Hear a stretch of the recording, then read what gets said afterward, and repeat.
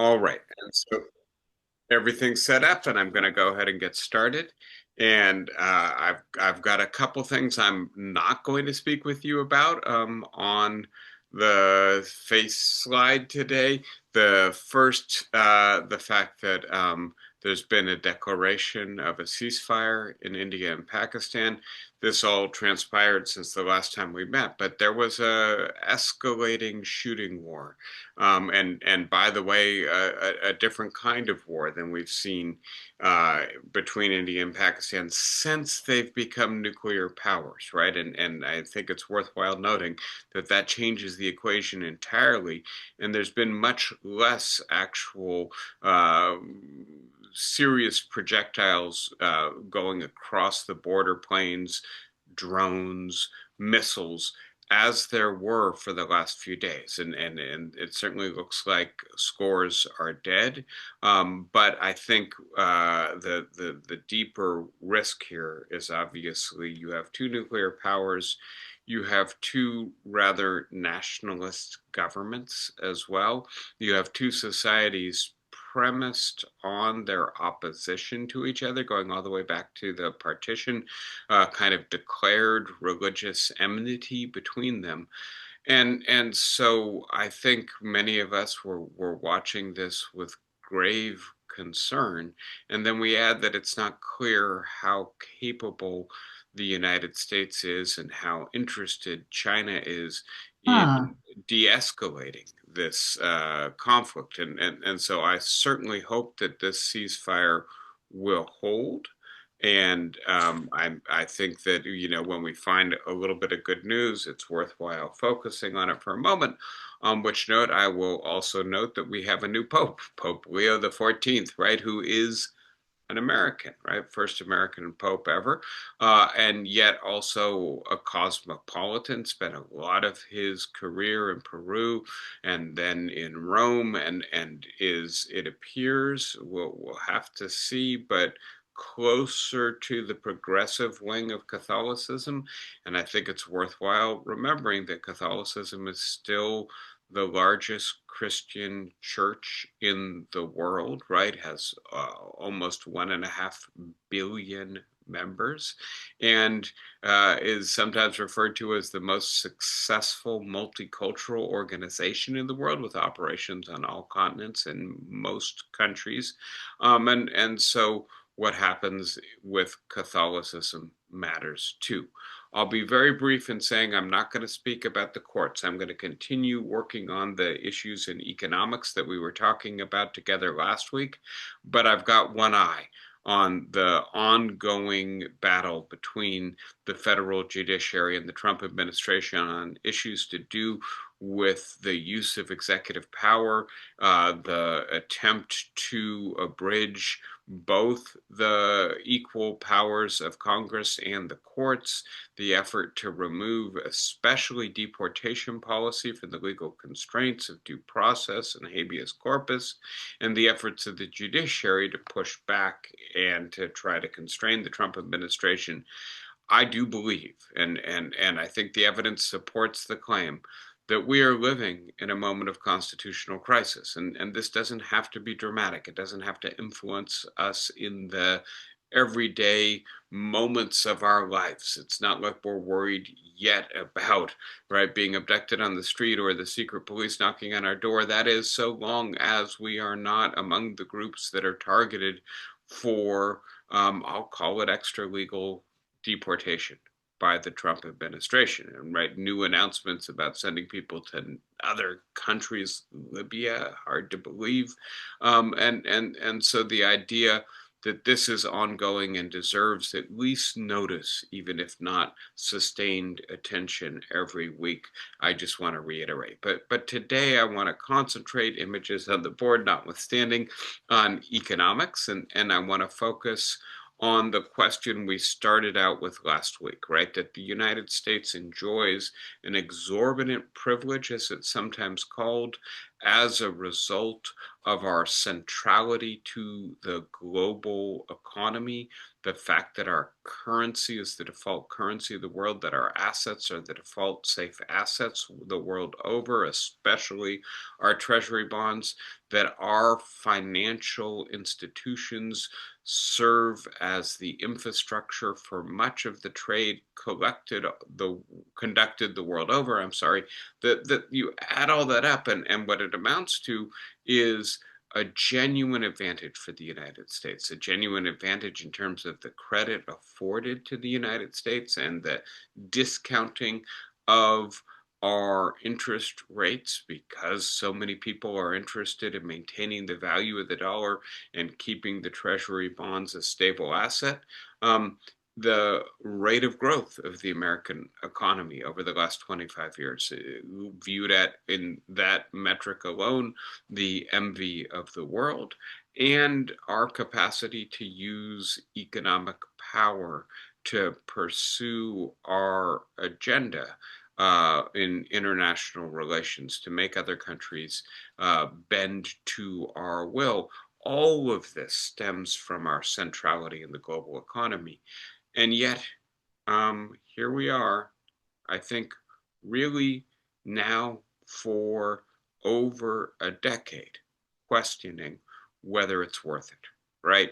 Is it the case that there's just too much cost, too many strings, too much constraint on our capacity to control our own domestic politics?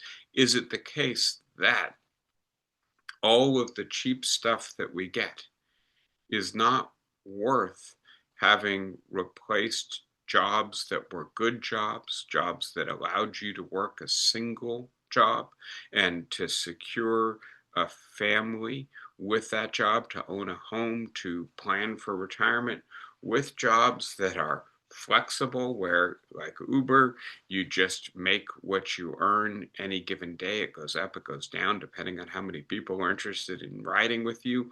Where, like the Walmart jobs, you have to work a second or a third job to actually be able to pay your mortgage or your rent. A world in which inequality is growing, in which 40% of Americans are evicted over the course of their lifetime. This is not so clearly a world where the wealth creation of the United States economy, undisputed, right?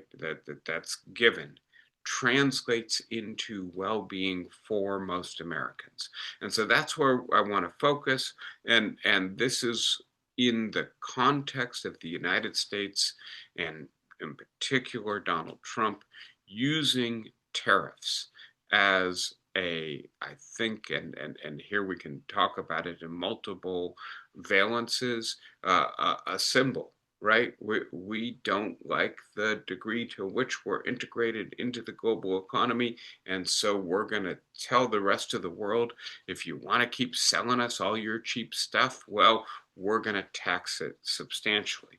But also as an instrument for then trying to return manufacturing jobs to the United States, which, as I've said to you in the past, I think is confused. I think the idea that we should have good jobs in the United States, I think the idea that we should have economic security and decency for all our people is absolutely right.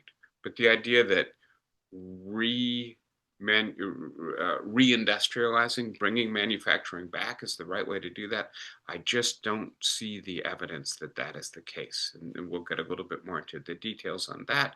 The idea that we want maybe less inequality, less precariousness, less oligarchic politics. I think all of these things are well motivated, even if the tariffs may be problematic instruments with which to pursue them. The tariffs express this idea that the United States, the chief beneficiary of the global economy, may not want to continue to benefit in that way if the costs are so high.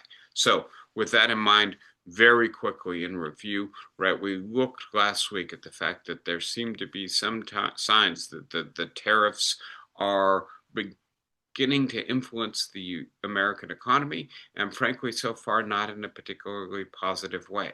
That they pulled the growth rate down in the first quarter, that they've damaged the value, especially of some small corporations, that they're beginning to earn some revenue for the United States, but on the one hand, that revenue is a small portion of what would actually be earned once all the tariffs go into effect, if they do go into effect. And additionally, it seems entirely likely that those prices will be passed along to average Americans. And so things that we're used to getting on the cheap will be more expensive. And that may be either inflationary or cause people to have less money at the end of the day to spend. And that could be recessionary. And the argument that's being made, I think J.D. Vance has made it with some true clarity over the last few days, is, well, maybe Americans don't need everything they consume. And I have to admit, I have some sympathy with that idea. I don't want to be reflexive in rejecting everything that any member of this administration says, just because I often think that they're doing destructive things. If they have an insight, I want to acknowledge it. But having said that, the idea that a lot of our consumption is what's sometimes called compensatory consumption, that it's compensating for something else, and that is that, frankly, we can't afford the things that we truly want or need. We can't afford housing that is adequate and close to where we work and where it comes with the prospects of ownership. We can't afford education for our children. And so we compensate with the big screen TV or the new phone or the apps on the phone or the game console that we play on the big screen TV. And that this at least allows us to feel some distraction from the anxiety that accompanies protracted economic insecurity and downward mobility, and that people who don't see a genuine change in their economic prospects, but do see other stuff getting more expensive, well, they're not going to be very happy, right? The trade-off that supposedly NAFTA would give us, globalization would give us, well, we may lose some jobs, but a lot of stuff will become cheaper. If we now start making that stuff more expensive again, but the jobs don't come back, I would say that's not the bargain we're looking for. And that's what worries me about the tariffs. It's not me alone, right? We looked at the fact that consumer confidence is at a 13-year low, economic uncertainty on the part of people who pay attention to this, who are trying to make investment decisions, either in the stock market or within firms, is at an all-time high for the United States. And this despite the underlying strength of the economy right now. We'll have to wait till next quarter to see if some of that strength gets undermined. I would not be at all surprised. This then takes me to the longer term perspective we examined last week, the idea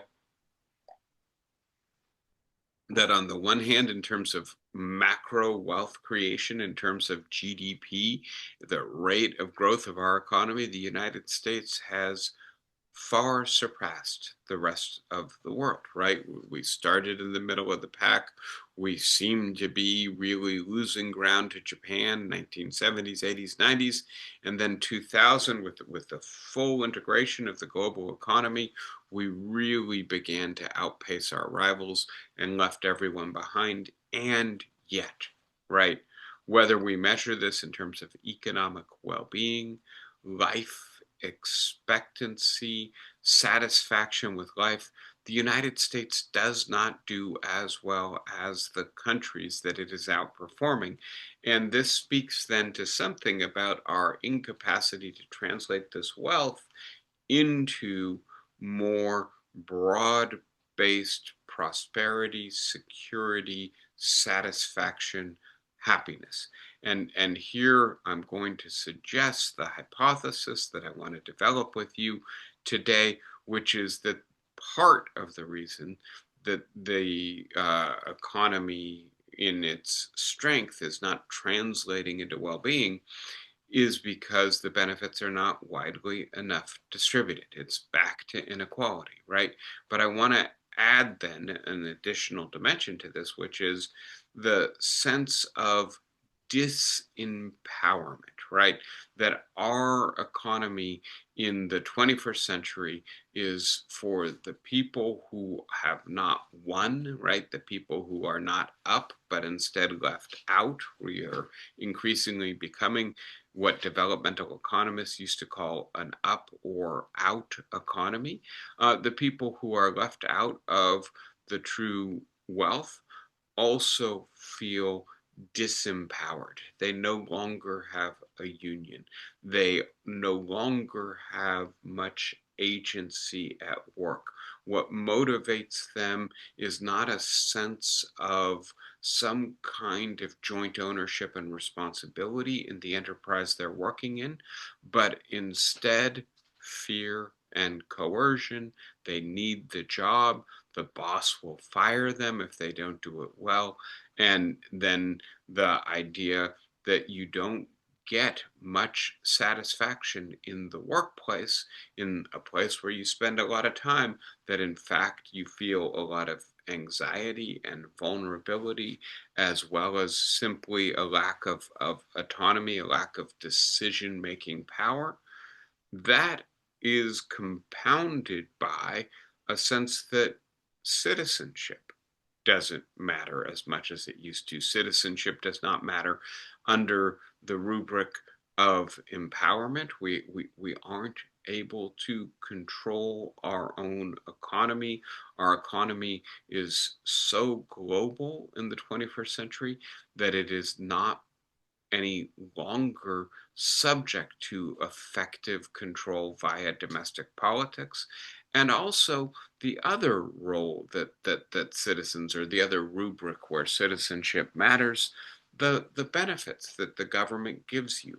How secure is your Social Security, your Medicare, your Medicaid? We're obviously watching the budget play out right now, the budget negotiations play out, and it does appear, for instance, that there will be a substantial cut in Medicaid. And this was not in the context of growing benefits, it's in the context of increasing contraction of the value of government benefits. How much does the government support unionization? How much does the government support an adequate minimum wage, public housing, public, or let me put it differently, subsidized affordable housing, public education, right? These are all goods that we enjoy as, if you will, clients of the state. And again, if the state is being undermined by the global economy, the value, the adequacy of the goods that the state provides may also be undermined. And I think we're seeing all of this. Our experience of work, our experience of having representation in government that effectively articulates our interests, and having benefits from the state that protect us in moments of vulnerability. None of this seems to be being delivered by the American economy or American democracy in the 21st century. And so then, is globalization a worthwhile bargain? If globalization means getting all of this wealth, but getting it at the cost of integration into a global economy, and therefore diminution of the power, the strength, the value of democracy, is it worth it? And again, I don't want to say that tariffs are the right solution, certainly not by themselves, to the problems, the genuine problems that accompany globalization. But I do want to say again, right, that the Republican Party doesn't seem to want to avail itself of other instruments. And so they are left with this one blunt tool of deglobalization. The impetus to deglobalization is, I think, understandable. The impact of using such a blunt tool, right, is that our interest rates on our bonds are going up, which could be catastrophic given the level of national debt that we have. The value of our dollar is going down. That's not necessarily a bad thing, in part because if our debt is demarcated in dollars, then maybe the amount that we have to pay off is lessened. But please note, when the dollar is the default currency of the global economy and it starts to appear unstable, that has ripple effects across the global economy that may not be good for the long-term health of the global economy, right? Finally, the relative metrics that we looked at last week, that the Treasury is declining relative to the German Bund, that the dollar is declining relative to other preferred global currencies like the euro, the yen, and the franc, make it seem as if there's at least a pause in considering the reliability of the United States as the hub of the global economy. Where I want to drill down today, where we started last week, is by looking at some of the economic thought that I think is helpful in understanding the kind of dilemma that we face in the 21st century. We are deeply mired in the global economy, and the process of unwinding or disentangling ourselves is going to be extremely difficult if that really is the consistent path that we're going to be on. I suggested to you last week that Kenneth Rogoff, a conservative economist, one of the architects of, for instance, the independence of the Federal Reserve, one of the things he really established his reputation for, a head of the International Monetary Fund during the Washington Consensus, the period in which the United States foisted free market integration on many former communist and developing societies in order to bring them into the global economy. Rogoff is not a liberal, a social democrat by any stretch, but nevertheless, I think he's helpful in thinking about a couple things.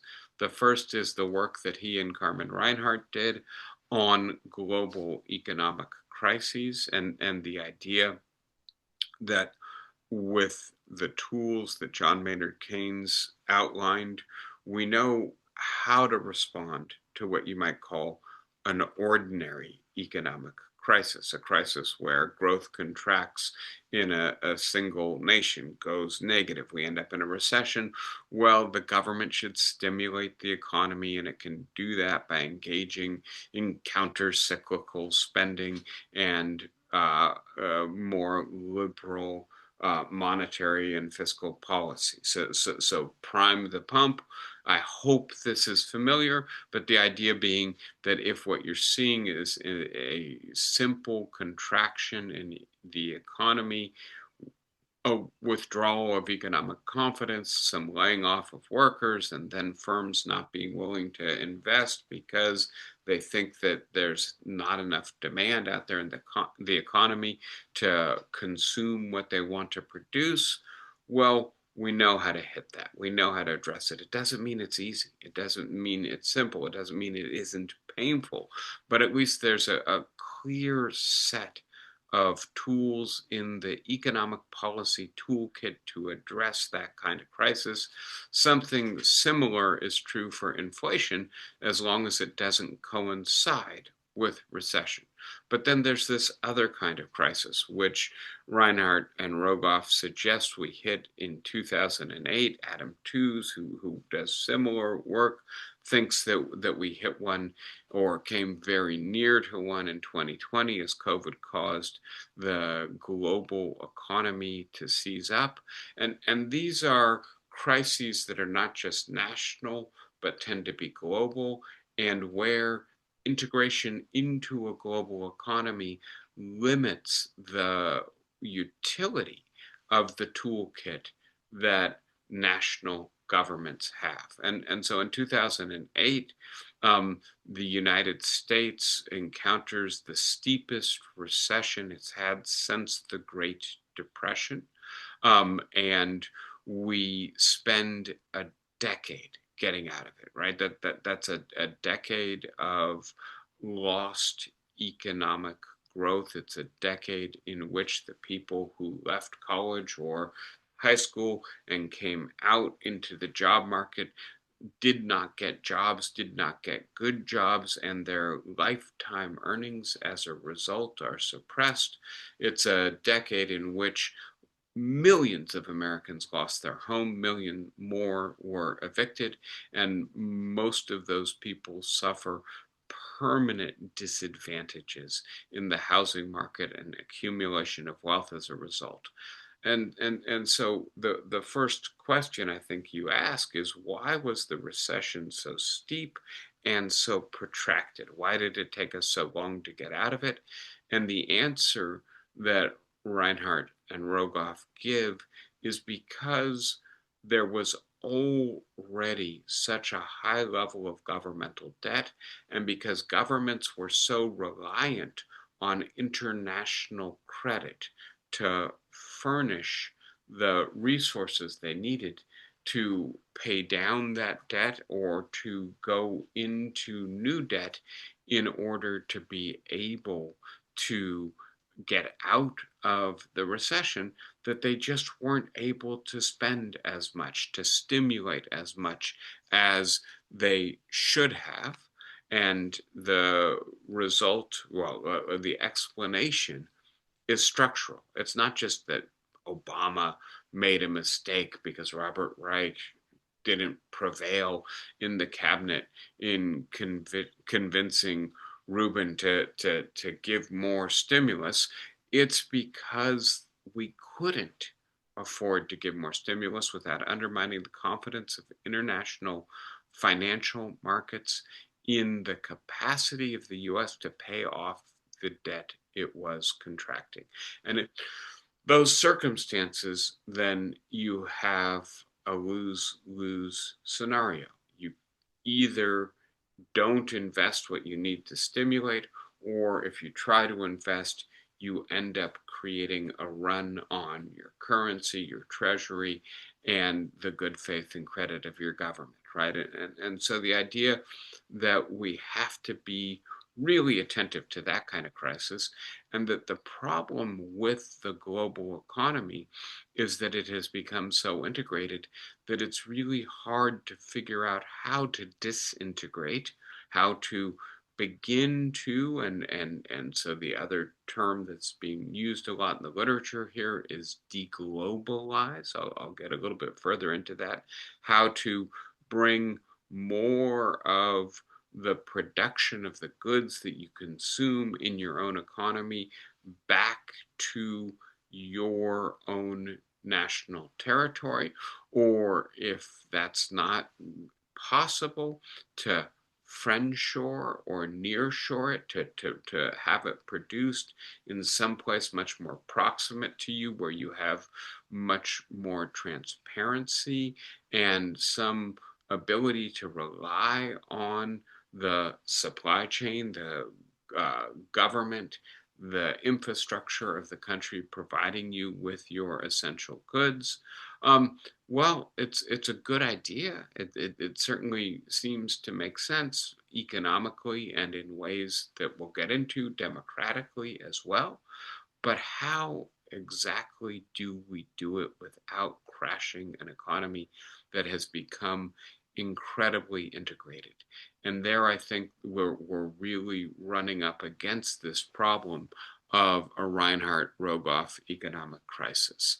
I'm going to skip, I think, the morons premium, as it's called, right? But the question of it, if you do this in a stupid way, if you do this in a way that leads international financial institutions to lose confidence in economic leadership in your society, and underlying that in the political system that gave you those leaders, then you may end up paying more for your debt. And in a moment where the United States has $37 trillion in debt, every basis point matters, right? And so the idea that we could, if we do this in a ham-handed way, end up not just causing a crisis, but also undermining some of the confidence in the United States and paying a long-term premium on it, I think is really important. I want to concentrate today on some of the arguments that are made by Wolfgang Streeck. And we've spoken together about him before. I'm a big admirer, particularly of the work Buying Time, The Delayed Crisis of Democratic Capitalism. I'll share some diagrams, which I've shared with you before, from that work or from my effort to model the central claim of that work.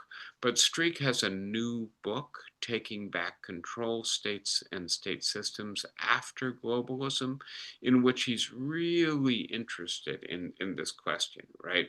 How can democracies take back control over their national economies from the global economy? And so his claim is that this is a straightforward trade-off, that when you cede control to international economy or global economy, you lose control at the level of the nation state, and that the reason we're seeing an uprising and insurgency of populist polities, parties, politicians, people like Donald Trump, is because there's growing disaffection, growing frustration, growing anger and mistrust at politics as usual, at the idea that we simply have to go where the markets take us, even if that's in the direction of much greater inequality and insecurity, the commodification and financialization of everything, stuff we've talked about together before that many people are unhappy with. Well, how do you address that, right? And so the idea that deglobalization is essential to restoring democratic influence over national economies is the central organizing claim of Streeck's most recent book. And as I've said, in many ways, I think it represents an important perspective because it gives us, I think, a certain kind of sympathy for what Donald Trump is trying to do. Not the way in which he's doing it, certainly, but at least for the impulse, for the idea that we need greater control over our domestic economy, and that requires that we be less integrated into the international economy. This is one of the central aims of the tariffs. And as I say, I think the aim is sympathetic, even if the method is no longer, is not well calibrated. One moment. So the place I'll start just for a moment is with some older analysis of neoliberalism. And so I'm looking at David Harvey, economic geographer, teaches now at the City University of New York. He's been there actually for quite a while at the Graduate Center, but he was at Oxford before that. He's British, a socialist, and he's also quite good in presenting some data. And so this shows you some trends in the first maybe 25 years of the neoliberal era, from the mid-70s to the early 2000s. And what it shows is that the United States in particular, right, benefited greatly from income generated in the rest of the world being transferred to the United States from foreign investment abroad, generating revenues for the United States, from direct international investment generating, right, as you can see, the United States is the largest investor in the rest of the world and also receives the largest income for the rest of the world. And so when we look at that diagram, which shows the United States kind of outpacing all of its rivals in the developed world, clearly the repatriation of resources from poor countries to the richest country in the world, right, was extremely beneficial to the United States. Again, not to the people of the United States, but to the economy of the United States. And I think this is extremely important for us to get our heads around, right? Which is to say, the stuff that's good for the overall economy of the United States isn't necessarily good for everyone in the United States. It depends not only how much wealth is created, but how it's distributed and at what cost it's created. So now I want to update that. And so one of the things I think is important and that we need to focus on in 2025 is that the picture of the United States simply benefiting from globalization may be a little outdated. And so a couple different diagrams here showing very similar trends, right? And actually looking at slightly different analysis and slightly different data set for essentially the same thing, right? The idea that global trade really took a sharp hit in 2008, came back up, but basically flattened out, right? And this diagram only goes up to 2018. As I say, the metric is a little different, and so what you're seeing again is a second downturn here, and then of course the pandemic, right? But having said that, the idea that in essence there was already some deglobalization occurring over the last dozen or 15 years, I think is extremely important.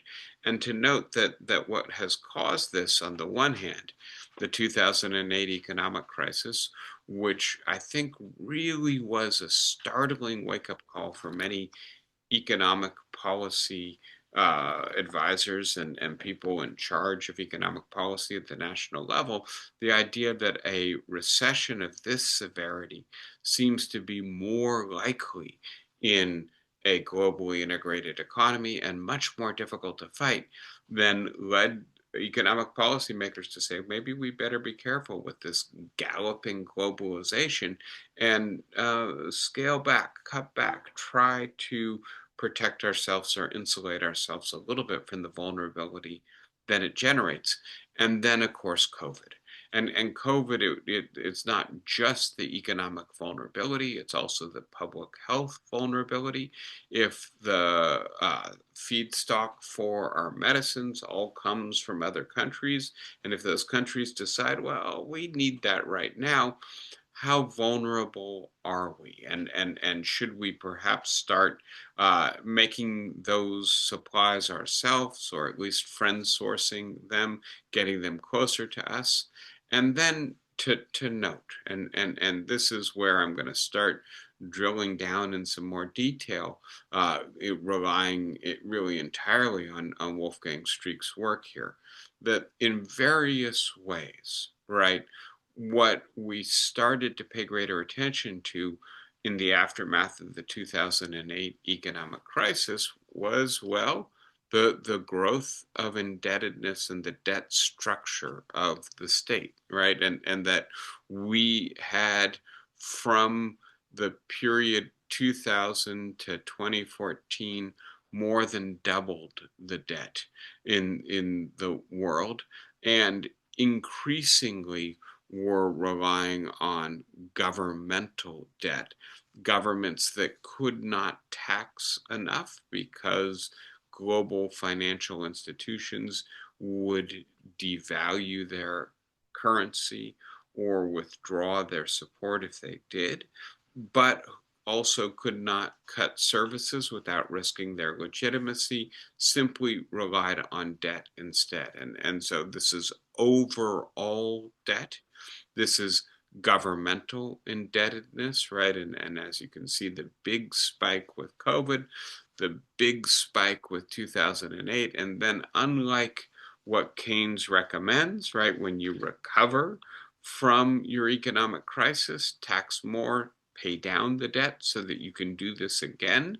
Well, please note, given the level of governmental debt in the richest countries in the world, the OECD countries, how hard it's going to be to fight the next recession, right? We have not paid down our debt in our period of economic growth. As opposed to that, we have mainly increased the level of debt. When we look at this with the United States, again, clear signs of deglobalization, right?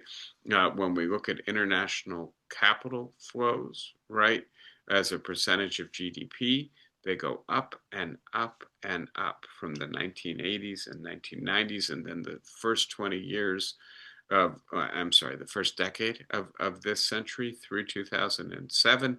And then they go down and down and down. And please note, right, we're back to 1990 levels of capital flow outside of the country.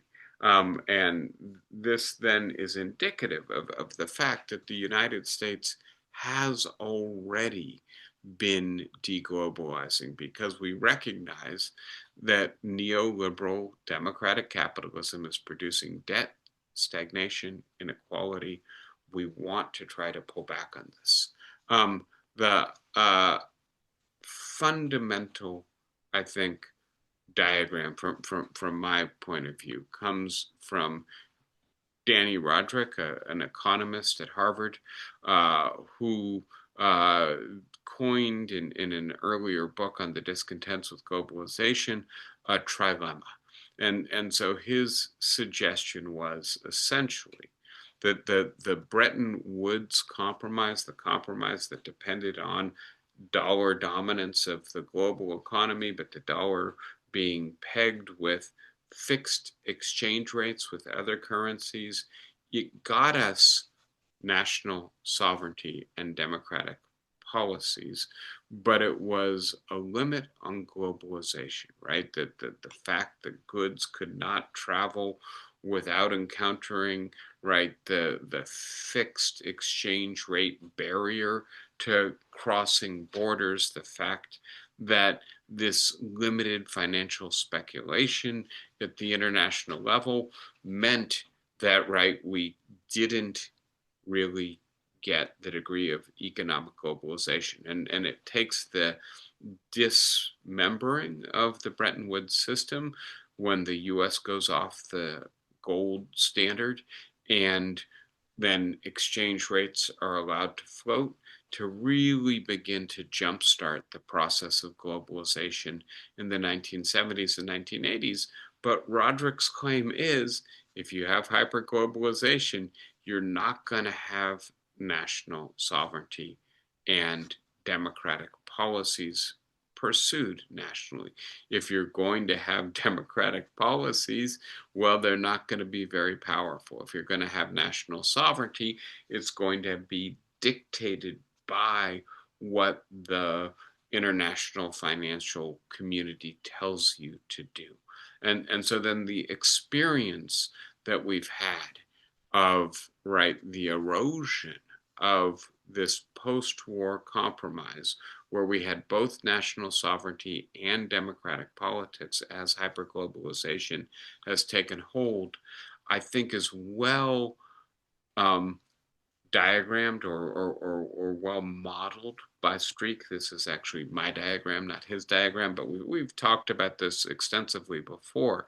The idea that the modern state, the reason, right, that you can't combine all three of these has to do with the fact that the modern state is equally reliant on voters who, right, have to have the capacity to vote in, vote out the party, the politicians who are currently in power based on their satisfaction with the way in which they govern. And in large part, that has to do with the economic consequences of their policy, the kinds of services the government delivers. And on the other hand, right, the state is equally reliant on the market economy. And right, this is where the state collects the taxes that it requires in order to deliver the services that the voters demand. And that the transition, right, thinking about this in terms of Rodrik's trilemma, into a highly integrated, globalized economy has increased the power of market actors. They can now say, look, if you don't give us the tax rates we want, if you don't give us the regulatory regime that we want, if you don't, in other words, deregulate and lower taxes, if you have unions that are too strong and raise wages too high, we're out of here. Thank you very much. We can go to another country. We now live in a globalized economy and we can set up shop elsewhere, right? And so this has strengthened the hand of the traditional market economic actors, the investors, the capitalists, the firms. But in addition, the fact that the state still depends on the public sphere for its legitimacy means it's still giving out many of the benefits that clients, that citizens, have come to expect from the state, but that they no longer are collecting sufficient taxes to actually underwrite. That means that the state relies structurally, systematically on debt, and in order to finance that debt, they're increasingly dependent on international creditors, international debt service. And this means, right, that the people who influence the state's ability to fund the operations, the services that voters want, are no longer part of the nation state. They come from some other society entirely, and they do not share or overlap in their interests at all with the members of the national community, right? So going back to Rodrik's trilemma, right, we've put hyperglobalization into full overdrive, and the result is that we've undermined national sovereignty, we've undermined domestic democratic politics as well.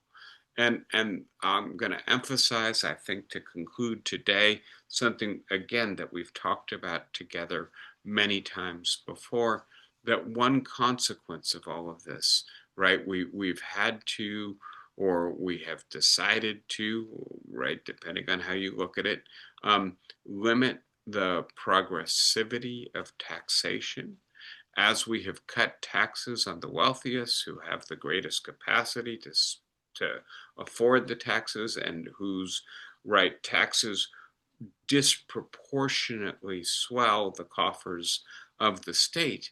As we've done that, we've also lost the ability to engage in social investment. We've replaced social investment with social disinvestment. We're spending a lot less on education, a lot less on subsidizing affordable housing, a lot less on public health and other essential public goods, in part because we're no longer taxing, and the result is a rapid return to inequality in income, a marked return to inequality in wealth, offset somewhat by the resilience of the middle class in developed countries, but certainly at the bottom, right? The bottom 40 or 50%, in this case 50%, are basically in 2020 where they were in 1900. No difference. And this level of inequality, as we've talked about before, means that there are just an awful lot of people living on the margins of this society, people who are trying to support families on right? 30, $40,000 a year or less. And these are people who conclude that this global economy does not allow them to have economic security, that it has undermined the government's capacity to help them, and that it has made our society a more competitive, winner take all, less cohesive society. Why should they want to support this? And so, to be as clear as possible, the tariffs risk blowing up the global economy. And I think a substantial portion of people, for good reasons, are saying, well, that may not be the worst thing in the world. Having looked at it from the perspective of wealth, I'm sorry, income, let's look at it for a second from the perspective of wealth. Remember that diagram, right? That at the bottom 50%, basically where they were 120 years ago, 40% of the population owns a tiny little bit of the wealth that our country creates, right? Whereas 1% owns a share that absolutely dwarfs the bottom 90%, right? And so we are in a world of hyper globalization that has produced a world of hyper inequality in ways that we've talked about before. People who experience a much more unequal society are much less well off, much less happy in that society. And here, this data is now more than a decade old, and things have changed, but I do think you see some important patterns that are borne out all the way into 2024 when we look at those differences in life expectancy and mortality. In the USA, the most unequal society, right? And so we're furthest out on the horizontal axis. We also have the worst score on an index of health and social problems, right? Our life expectancy, we already know this, but social mobility, mental illness, obesity, trust, homicides, infant mortality, school results, we're doing worse than every other developed society when you put all of those criteria together. And the fact that there seems to be this very clear correlation with inequality, I think is really illuminating. And so I'm going to pull out of the slides to leave a little bit of time for discussion and just to wrap up and point out that what I'm trying to do, returning to these questions of political economy with you, is to point out that we are in a moment of genuine discontent with the kind of economy we have, and yet, and here's I think the real trick, we don't know how to get from where we are to a satisfactory alternative. I don't think we can simply wind the clock backwards and go back to the kind of economy we had in the United States and in much of the developed world in the middle of the 20th century. Our productive processes are too reliant on global integration to do that without risking crashing all of these economies in a way that makes it very difficult to recover. And on the other hand, I think it's quite clear, not only to the people on the left, the social democrats, etc., that this economy isn't working, but to many mainstream economists as well. And so we have a president who is hemmed in, right? Second one in a row at least, who knows he wants to disentangle America from the global economy, but doesn't see a clear path to doing so. And that's, I believe, where the tariffs come in.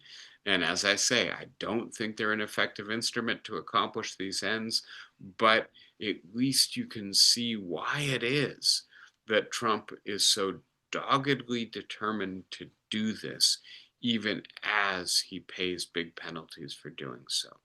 Let me stop there and hear your comments. Who wants to start us out? John, go ahead. I would just add the point that's been made any number of times that I quite take your point that the instinct of the government of the regime to move in this direction makes a certain amount of sense. But on the other hand, their incompetence in being able to do it with the nitwit at the top and totally mostly unqualified people below makes life even harder.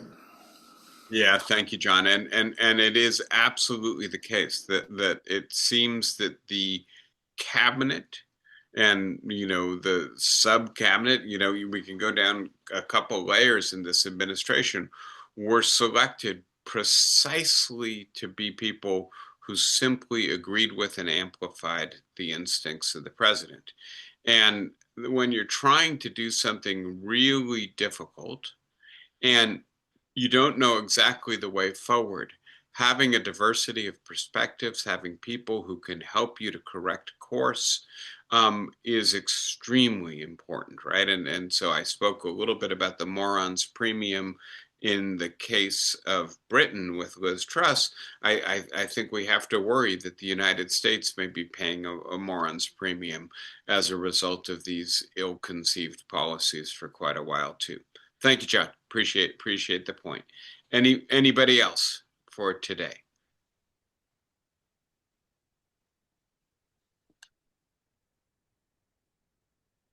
Well, I do want to say Happy Mother's Day to all of the mothers, and to wish you a good weekend. I don't know about there, but last week here it was drizzly and gross. It's beautiful. It's springtime. We're enjoying it. I hope you guys will enjoy the remainder of the weekend too. I will be back with you, and I intend to look more at the clash between the courts and the administration, and to update you a little bit on how the constitutional crisis that I do believe is playing out is evolving next week. So looking forward to having that opportunity. Thank you guys. Be well. Happy Mother's Day. See you next week. Bye bye, everybody. Thank you. Goodbye. Thank you Hey, guys. David. Take care. Bye bye.